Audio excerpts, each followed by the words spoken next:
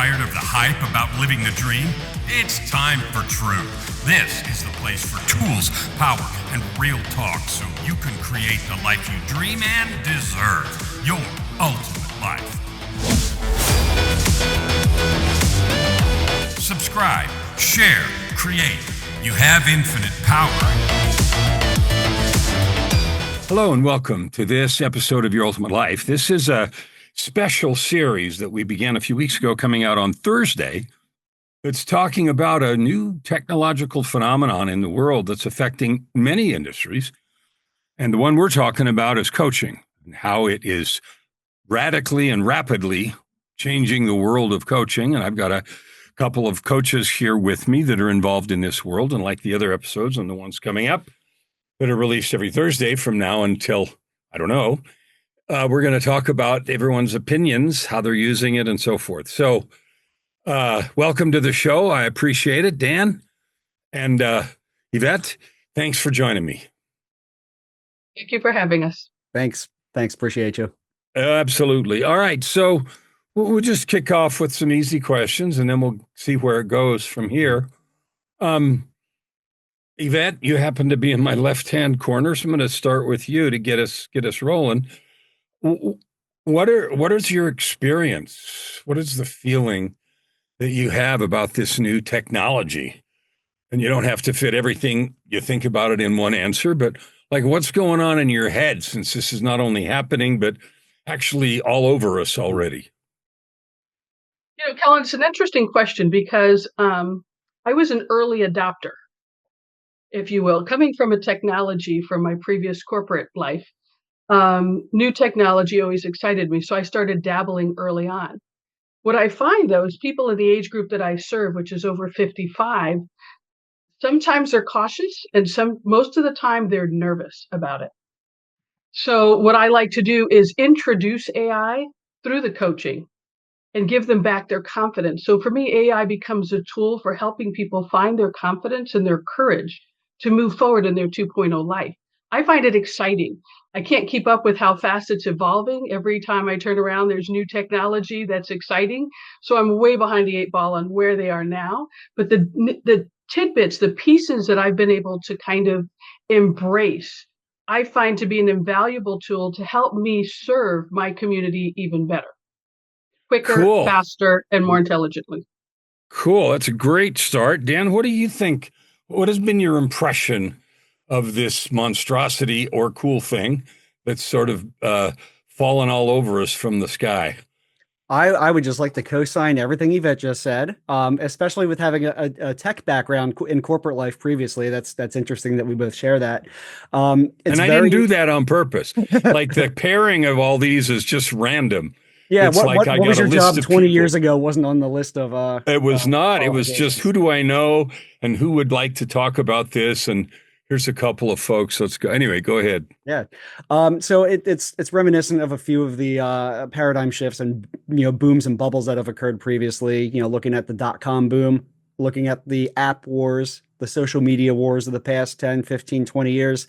This is the next iteration of it. So my gut reaction is always leverage or die. And I think Mark Strelinsky previously on your show, that's one of his catchphrases, but he was on my regular show. I think I'm going to reach out and have him do this too, probably. But anyway, go ahead. Yeah. So it's something to be leveraged. It's a tool.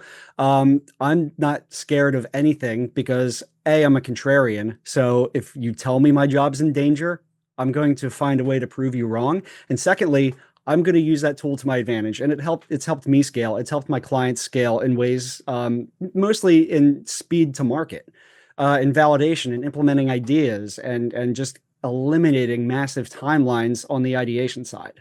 So that's, at a high level where I see it. Much like websites, social media, you can be a good generalist right now, but in what maybe would have been 5 years, now 2 years with how fast this is evolving, separate niches are going to have their specialties. So now websites are typically, you got a designer, you got a developer, you got a UX person, social media, same thing. You can be a master of any given platform or a generalist. So it creates opportunities for somebody to be really specialized in generative or in programming using AI. And Yvette, did this kind of just triggered something that, teaching people who are over 50 how to use it. So teaching AI is another, monetizable modality. Cool. So that's ways to use it. One of the things I think about when I quote make the claim that 95% or more of coaches are going to be out of business is based on the idea that coaching, the word coaching, has been used in lots of different ways. I was going to say contaminated, but that's a sort of a prejudicial word, but has been used in lots of different ways that means really teaching or facilitating some kind of learning. And I think that the growth and explosion of AI, but I have to agree with you, teaching people how to use it is an important and powerful thing, because otherwise they're going to be left behind. Mm-hmm. But coaches that rely on old tools and frameworks that they learned, whether it's somatic healing or coaching, ontological coaching or NLP or some things, while they're all valuable tools, the power of those things is going to be marginalized because AI can do them all better and faster. And what's left? I would ask the question, if AI can do all that crap better and faster than we can, what is really left for coaches who really want to occupy that top 3 or 5%? What do you think about that? Who do you want to start? I don't care. We'll let you go first, Dan, this time. I went first last time. Okay. I think, Kellen, I agree with you that those who don't keep up and don't evolve will be left behind, out of business, as you put it. I don't know if the 95%, I mean, that number will be yet to be proven. I'm going to be curious to see what happens there. Having frameworks that are so easily deployable is a benefit. And what I think it's going to do is reveal the next layer that can be, uncovered, undressed, discovered, and figure that part out. At one point, we thought the cell was the smallest part of the body. Then it was the atom. Then it was the electrons and the protons. Then it became the quarks that make up those. And every new discovery then leads to some other layer that has to be peeled back and to figure out what's going on there. So I can see that happening in, transformative coaching as well. As an example of how we do it, being a marketing agency, we use it to find new layers of ideal customer profiles. So frameworks I use, I can plug and play Dan Kennedy's magnetic marketing framework, Alex Hormozzi's Grand Slam offer, Amy Porterfield's the roadmap, the who, what, where, and what's the last one? The proof, and Sarah Levinger's 7 psychographic profiles. Stack them, input a bunch of customer reviews. What are the commonalities here? What is something we're not targeting? And that it unveils a new customer pain point. And, this is typically in retail, I do it, but I do coach my clients. So therefore, that's the way I get them thinking. And we figure out what that need is, what that trigger point is, and create advertising and offers that are specific to that 7-layer niche at this point. Cool. So, what do you think about that? Well, a couple of things. First of all, I think as I tell some of my clients who I'm working with to create their own workshops or their own courses, right? Mm-hmm. Information is free. There's plenty of it out there. With the right prompts, you can get all kinds of information from ChatGPT or any other tool that you're going to be using, right? So what we bring back, especially those of us over 50, is the humanizing part. We know how to connect with people. So you can have all the information you want, but you can't bring back the human element, the true human element of touching, feeling. Even through Zoom, people are moved to tears when they're working with a person who can empathetically feel what they're feeling, the fear as they're moving from their 1.0 life or working in the corporate world and becoming a retired person, for instance. They feel like they're losing their identity. Where you can get some kind of empathetic responses from ChatGPT, you can't get someone who has experienced it out of ChatGPT. I know what you're feeling. I've been there. Here's the path I took, and I'm going to take you by the hand and take you there. There's plenty of people that are going to be able to excel using the tools that are out there, but some people need some help getting there. They need the reassurance to say, hey, if you use these prompts, The system is going to show you and highlight to you some of the skills that you didn't think you had that you can use to either perpetuate yourself in terms of your legacy of your knowledge moving forward, or monetize if you want to do a little bit of freelancing work. So it highlights what they didn't realize they have. I mean, for instance, I have a lady who came to me with multiple master's degree, a PhD, an amazing career. She actually said she doesn't believe she has any skills to monetize and supplement to give her, like, what I call her massage and margarita money in her 2.0 life. What I can show her how to do is I don't just keep the prompts, I give them to them and give them the tools. I empower them with the knowledge of how to use this to then either do charitable work, do money-making work, or just to give their information so they can be part of that pool of information out there. I think it's a great tool, and it's a great conversation to be had. Because, as Dan was speaking, you can stack on information from all of the leaders out there that have proven what works, and then take your unique way of using that information and share it with your clients that resonate with you, your right fit market. I love that. The stacking piece is really interesting because AI may or may not do that well. When I was doing the research for the book and I analyzed all these models and had it tell me what the different coaching models, and I'm not going to tell you all the names, not because they're secret. Oh, you have to buy the book. No, not really. Can't remember them all right now. But there were like 11 or 12 of them.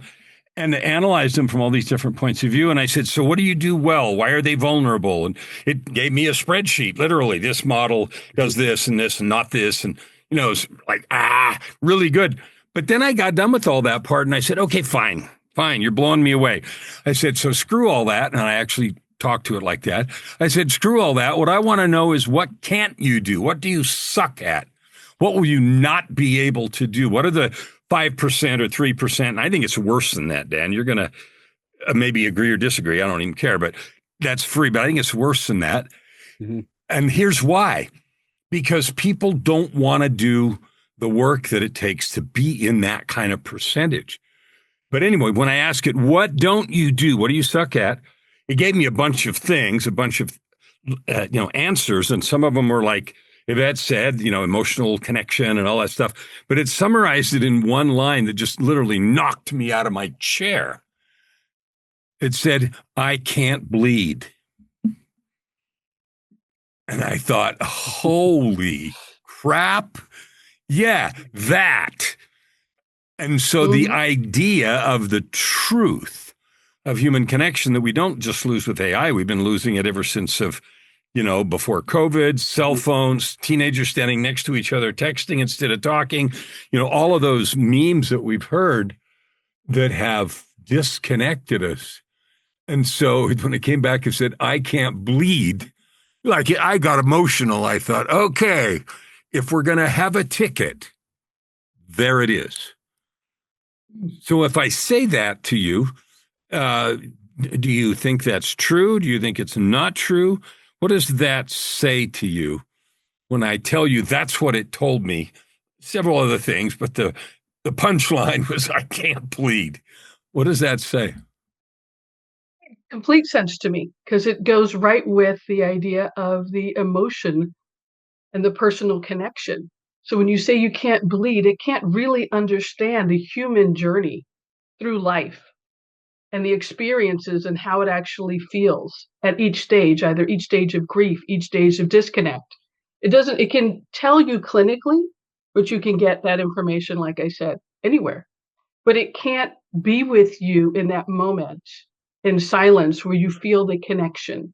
Connections can be made or felt through Zoom, as you felt, Kellen, on some of our sessions that we were on in our group sessions. It's palpable. You don't get that palpable feeling interacting with either an AI robot, which is what they have at the Sphere in Las Vegas. There's this robot that you can interact with. You're not going to get feeling, even though they have nice suave voices, right? You don't get the connection. So what I find is happening is, while we teach or we coach, and specifically, I want to talk about, hold on for a minute, backtrack. I stopped using the word coaching and consulting as much.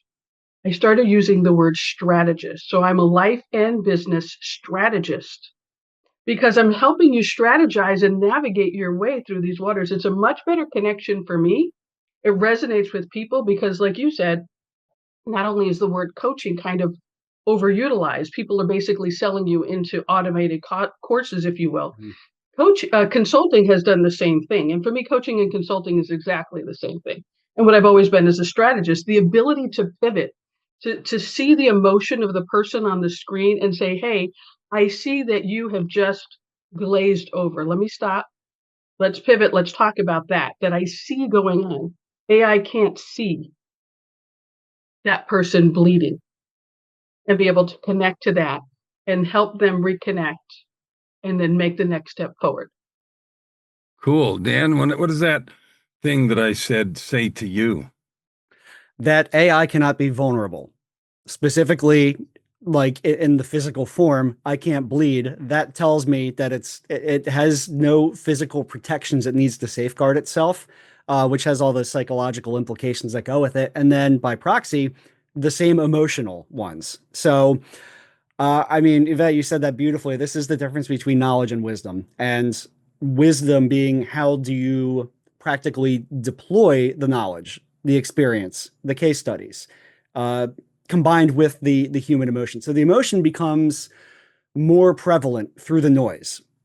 We can use AI to be the harbinger, to be the organizer of all of these data sets and facts and experiences, and put like 10 levels of taxonomy on it so we can put everything into its own little box, and have a way to recall that, which is that to me is the low lift. Or I should say it's a low lift application to busy work, to the non-meaningful work, where the meaningful is where at what stage does that transformation occur and how does that help somebody else. So it's a cataloger of knowledge, and we have to be trained, if we're not already, to be able to utilize that, to leverage it. Dan, when you said about your layers of things, and I love the layering and the combining of different stuff, Mm-hmm. And combining it with what you said, when you give people the knowledge that they could do, that's awesomely synthesized from 1, 2, 3, 5, 7 different systems, do you find that any or how much of your work is spent on helping people realize that they can and making a choice to do something, as opposed to procrastination, delay, stories, that kind of nonsense that sometimes gets in our way for doing stuff? Do you do a lot of work in that realm as well? I don't, because that is not a good fit for a client for me. I need somebody who is going to do, and even if they do something small, they need to be able to execute. So that would be somebody else's client who would be able to transform them to that state. And this doesn't really matter, like from a demographic perspective. This is more psychographics. I need somebody who's in a particular state of readiness. So I have before, and that's why I won't work with that type of client. So I don't spend a lot of time now doing that. I guess that's really a non-answer. No, it's an exact answer, because you have experience doing it, and you've said, I don't work with that. This is the group of people I work with, people that are past all the internal stories and are ready to simply go and execute. Up 2, 3, 4, do this crap this week, and then tell me what happened. Yeah. Kind Now of stuff. I'll point them in the right direction, of course, and hopefully they come back. But I guess that kind of just extends my point about even further niching in coaching, consultation, strategy, solutionist type of work is that state of readiness. It becomes more valuable. I'm perfectly suited to coach, consult, and transform me 5 years ago. I'm the perfect person for that. There was nobody else better suited for that. Now, of course, I can deploy that system to people, and then the less away from my niche, or the further away they get from my niche, the less effective I am. But I'm now starting from the bottom up with that. I'm find me from 5 years ago. I will fix you because I've defined those 7 layers. I love that. Here's something I say to people often, and you guys both know I help people write books. I just finished today the last call of this last week's book challenge and launching some people on a 6-month journey. But what I say often to people is the most powerful asset you have is the story of your own becoming, which is what you just talked about. Me 5 years ago, that story of your own becoming is the power that we have about that. Yvette, do you have any comments about that thought, the thoughts that Dan was just talking about? That's what I end up spending the first 6 weeks to 3 months on. So think about people that are exiting the corporate world. So I help successfully discontented people find their spark again, right? Mm-hmm. Right. Roadmaps, discover what they want to be when they grow up. What's their 2.0 life going to look like? That is scary as heck for most of them. So I have a questionnaire that I take them through that just goes through their interests, their hobbies, their skills, their recognitions, their resume, if you will. And I put all of that into Chat GPT with them. And I say, what could I do? Depending on what their interests are, right? We've already discovered how they want to live their 2.0 life. Now, how do I take what I know, my knowledge, my skills, my experience, and plug it in a meaningful way into my 2.0 life? And it'll give them this list of things that they could either monetize or use as volunteer work. It doesn't matter really, but it gives them this confidence as, oh, wait a minute. I just put a prompt into a tool and it gave me answers that are pertinent to me because I fed it information about me. But I also take somebody who says, wow, I've got this great idea. People are always coming to me for financial budgeting advice, home budgeting and this and that. And I do all of these things. So we're collecting all of this information in the AI summary, right? That comes out of Zoom, collecting all of these thoughts. I said, okay, but I have no idea where to start. That's great. We just listed out all the things that you say you do to help people that come to you. Now you want to help coach people how to be as a financial advisor in home budgeting. Let's take this and ask ChatGPT to organize your thoughts in a logical path to take people from being completely disconnected with their budget to understanding what they need to do in order to get a handle on it and then grow so that they're ready for retirement. Her crowd is in the 30s, is younger, late 20s to 30s. So in that way, it empowered her. And she's like, wow, that is amazing. I can see now with the logical path because it's hard for them to put it together. I'm, by nature, a process engineering person. I think in flowcharts. It's a gift. Most people don't. So instead of me just mapping it out for them, which I could have done, if I empower them with the AI tools to show them that their thoughts can just simply be restructured and the tools and suggestions on what tools and stories they could tell to help reinforce the workshop they're about to give. It's really empowering to see the excitement of the people once they've had a taste of ChatGPT to give them back the confidence that they can use the skills that were legacy, right? Old school, as they call it, can be put into the new school, be relevant, and still have a way of serving in some way, shape, or form in their 2.0 life. So that's definitely my market, Dan. So just send them my way. All right, good. So it's interesting that you've defined your markets in particular ways. One of you is, Yvette, you are specifically talking about people's worries and fears in the midst of a transition. And Dan, you're talking about business people into entrepreneurs, solopreneurs, or groups, companies that are got their market defined and they're action takers and ready to roll. And you are the curator and synthesis point to help them take the next set of right actions to move their marketing and their business forward. I have a question. If you blue sky for a minute and you think about the speed at which this tool is evolving, what do you think? And I don't want you to talk about somebody else. If you think about your own coaching, the things that you do, what do you think's going to happen? And I know we don't know the future, and I don't have a secret crystal ball here, although I did push the AIs pretty hard to talk about it as I was writing the book. But what do you think's going to happen? I think I still want to call back to the next layer of pain or trigger or another psychographic profile that has yet to be revealed, both en masse and for the individual. Because if you take that questionnaire and now you can give somebody a framework to do what may have taken 3 months for them to implement themselves in a matter of days. Now they can talk to Yvette bot in between sessions where they're going to ask that questions that you would have to, I shouldn't say waste time, but on the lower level problems, get those out of the way. The knowledge base of problem and solution frameworks just exponentially increases, thus allowing us to focus on bigger issues, whatever that issue is. And I think that's pretty much industry agnostic and profile agnostic. Every industry and every type of client's going to have their own hindrances or issues or sets that they need to overcome and work on, their barriers. But systemically, when you get rid of lower level problems first, you focus on the bigger ones. Like 100 years ago, if you had high blood pressure, you were dead. Now a doctor gives you a pill. Does the pill solve it? No. The pill mitigates it. So this, where we're at, is we can give our clients the pill. Now we're going to prescribe them a diet of fresh fruits, vegetables, and lean meats and exercise to work on the underlying symptoms that cause, or the underlying reasons that cause the symptoms to come out. Same principle applied to coaching and transformations. Cool. Yvette, when you look at your stuff and you think about what's going to happen, and I'm not talking about way out 5 years, because in this universe, 5 years is infinity.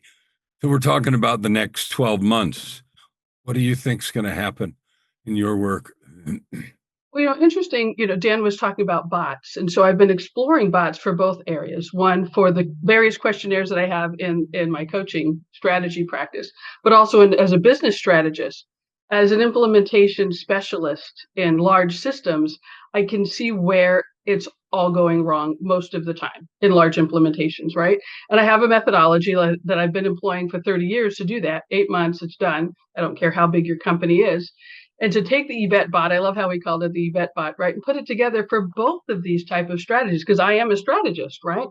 But the other place I see it going is not just in creating the bots, which I think is a great idea, and I was going down that route as well, is bringing back the personal connection. So what I find in my community is that once they have gone through a journey with me, they're anxious to connect in meaningful ways. So bringing back my Wanderlust Travel with Purpose, which I've done before, as you know, Kellen, out to Bali, and just make that an annual retreat where people just want to come together and be together and experiencing each other together. And so I think that's where I'll evolve in the next 12 months. I think October next year will be the Bali retreat. Wanderlust is coming back. And I'm working with, as it was a younger person, to help me figure out the bot. The two different bots that I was thinking of making, one for implementation strategy, and the other one is really kind of the ATM Anytime Money workshop that I do as well, helping people take the skills they have and that questionnaire. So you were right on point, Dan, with that. Thank you for that, because I actually have a very specific kind of use case then that I kind of neglected to talk about. And it's everything relates to everything. It ties back in. I made a very lo-fi standalone app that's called the Niche Navigator to help people find. I think it's similar to your questionnaire. Really, is using their hobbies, their experiences, what they're known to be good at in a non-monetizable way, and then developing a niche, a product or service based on that.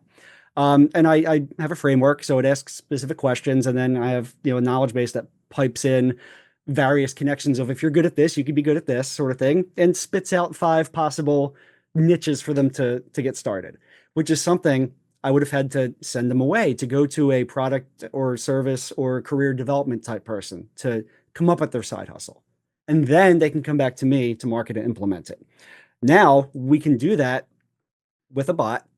They know and like me. People buy from who they know, like, and trust, and they don't have to bounce around between people, because yes, we are all now starved for connection and the empathetic shared experience.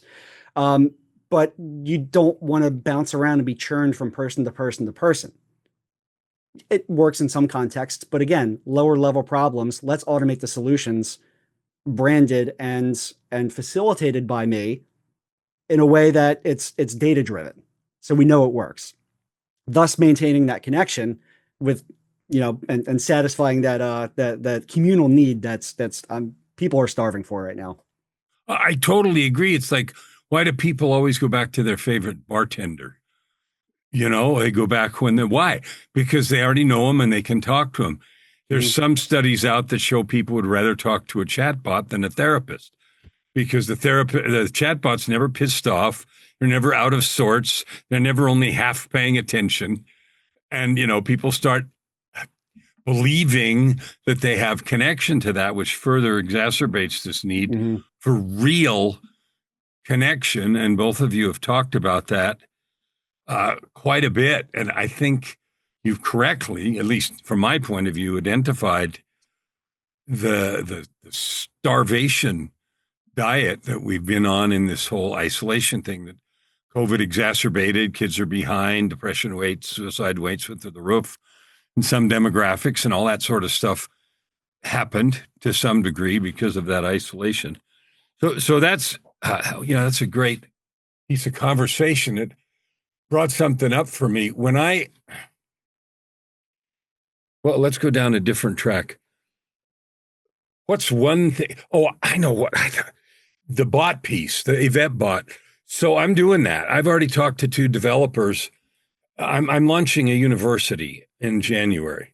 The university is going to be the Your Ultimate Life Coaching University, or the Phoenix Coaching University, or the something, and I haven't decided what to name it yet, but it is specifically aimed at those people who really want to be in that 3 or 5%. And it talks about the truth of empathetic connection and so forth. And here's what I think. I'm going to throw this out there and you guys can agree or disagree. Up to now, coaching or helping people at the deepest level, if you're not all the way in it, it's like a jacket you put on. Okay, I'm going to come and I'm going to now be your coach. And so often I talk to people and they say things like this. Well, I'm really good at helping other people see their deficiencies, solve their problems and everything else. But when it comes to seeing my own, which are exactly the things I'm helping other people with, oh, I can't do that. I can't do that. And it's not that we shouldn't have help with our blind spots, because we should. But what that tells me more than anything is that they are not a product of the product. They do not own in their own lives the truth. They are not the embodiment of the thing that they are. The cobbler's kids have no shoes. They're that. Mm-hmm. And so the whole point of the university is going to be, that's the ante. What I think is going to survive of that deepest coaching is people that have gotten over 3 things. One is the head in the sand problem, pretending like it isn't happening. 2 is that the ante has gone way up. It's like walking into a casino and all the $10 blackjack tables are full of robots. And the only place for us as coaches to sit down is in the high roller room where the ante's $10,000. The ante to get into this world of truth and connection's a lot higher. And then the other thing is that kind of embodiment is hard. And it isn't the jacket you put on, it's who you're being. It's just like who you are in the world.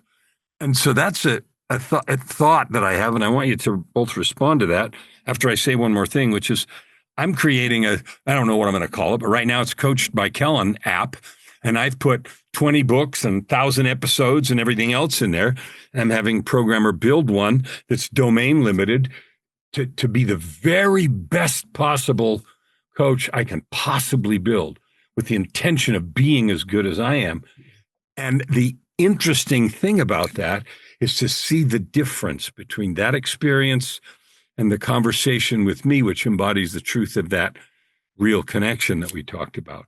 So with all that blabber, what thoughts do you have about that truth of that real connection being the real ante to stay in the business of coaching?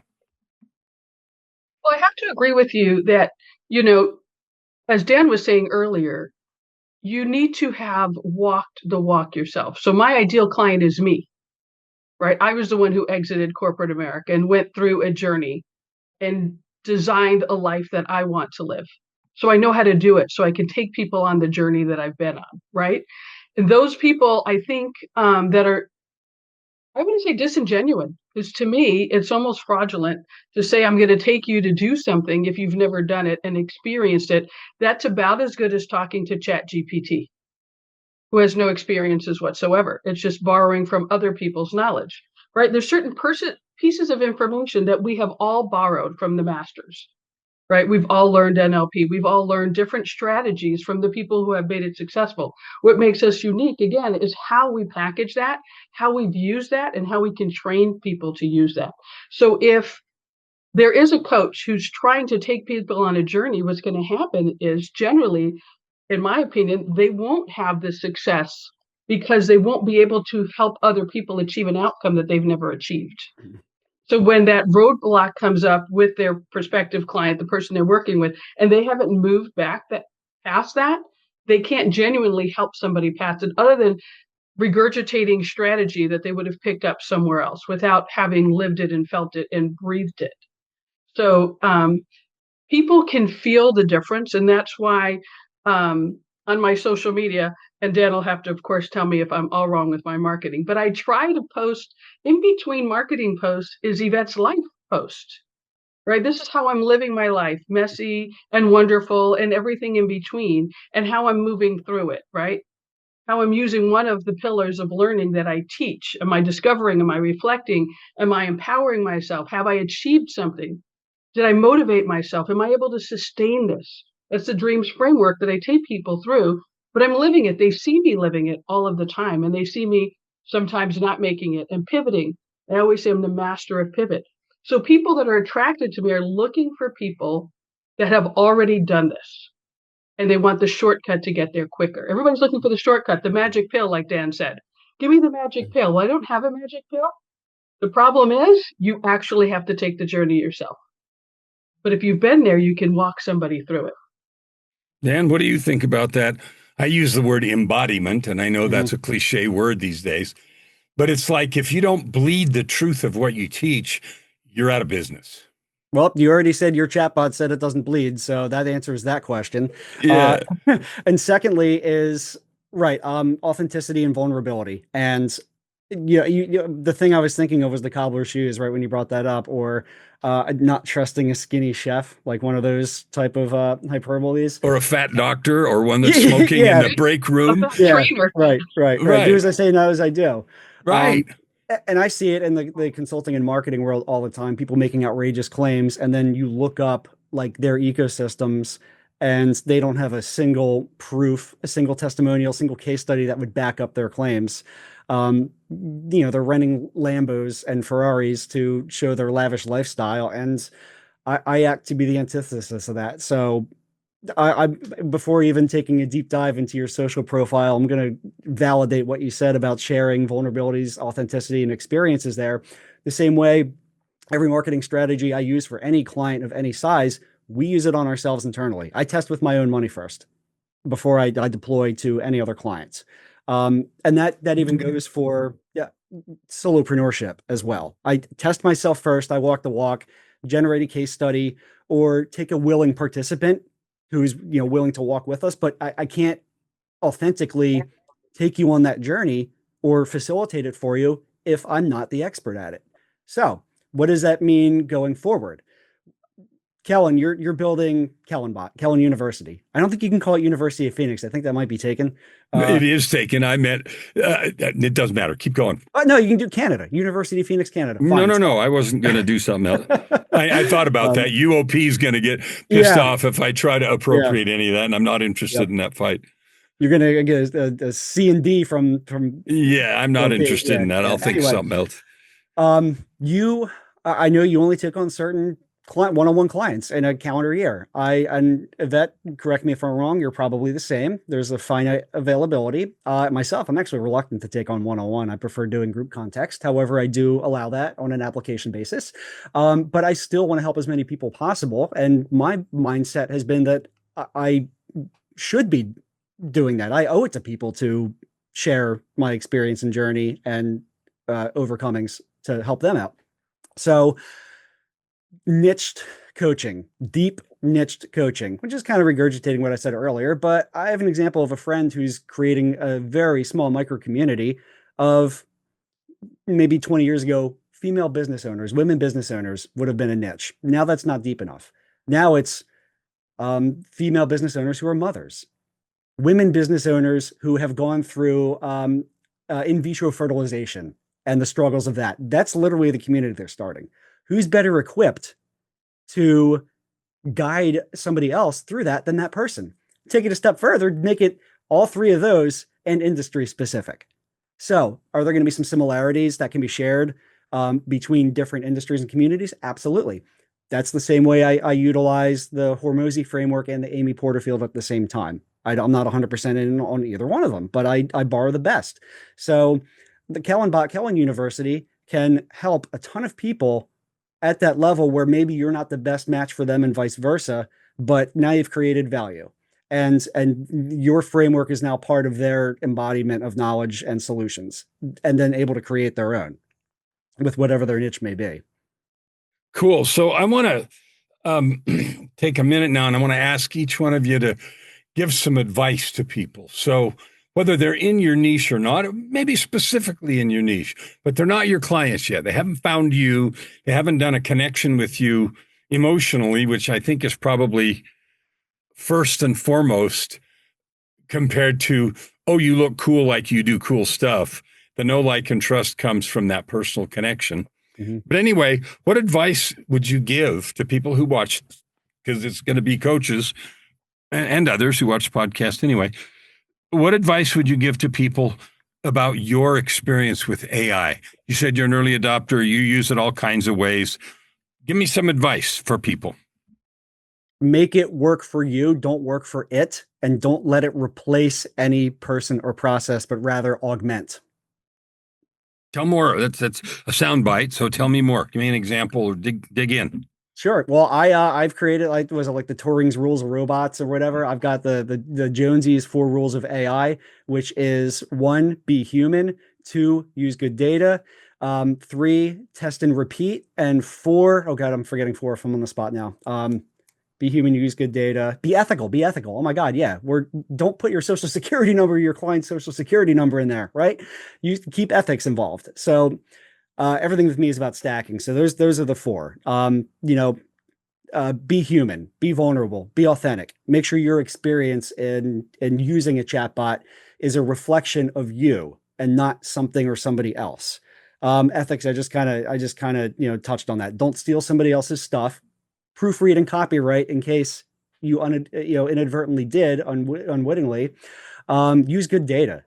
If we're doing some research, it's got to be verified. Otherwise, we know chatbots can hallucinate. We know they can, in order to please you, they can make up an answer. We don't want that. Ask it, or put 2 chatbots against each other to suss each other out and course correct. So just, use that framework, if nothing else. Just keep those principles in mind. I love that, and thank you for that. One of the instructions I've given the one that I use most, which is ChatGPT, but you can use any of them. Mm-hmm. Long time ago, I told it, frickin' quit trying to make me happy. Quit giving me fluff and bullshit. I don't need that. What I really need. So now every answer, everything, it comes back to me. Here's the no fluff, direct to the core. Yeah, it says that every time. Yeah. Because I told it, cut it out. I don't need you to pet my ego. Enough of that bullshit. And I even said it. Yeah, just come on, let's get to the stuff. Anyway, Yvette, what advice would you give to people facing this scary or powerful or empowering thing? Whether they're a coach or someone who's out there just transitioning, learn how to ask better questions. So ChatGPT is just a person, if you will. It's an entity with knowledge from the world. So if you're not getting the responses you want, don't give up. Ask better questions. Dig deeper.